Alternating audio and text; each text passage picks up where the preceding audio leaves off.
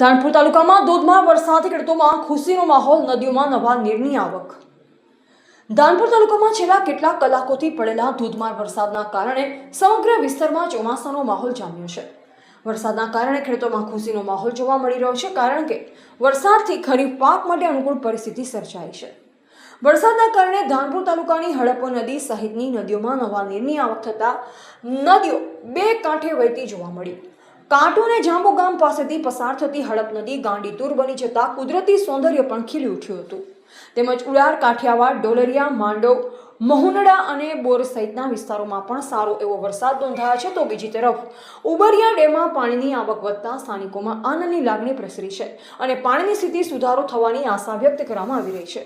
ખેડૂતોનું કહેવું છે કે સમયસર થયેલો આ વરસાદ ખેતી માટે આશીર્વાદ સમાન છે। જો આગામી દિવસોમાં પણ આવો જ વરસાદ ચાલુ રહેશે તો ખરીફ પાકનું ઉત્પાદન સારું રહેવાની સંભાવના છે। રિપોર્ટર કિશન મોહનિયા, દાહોદ।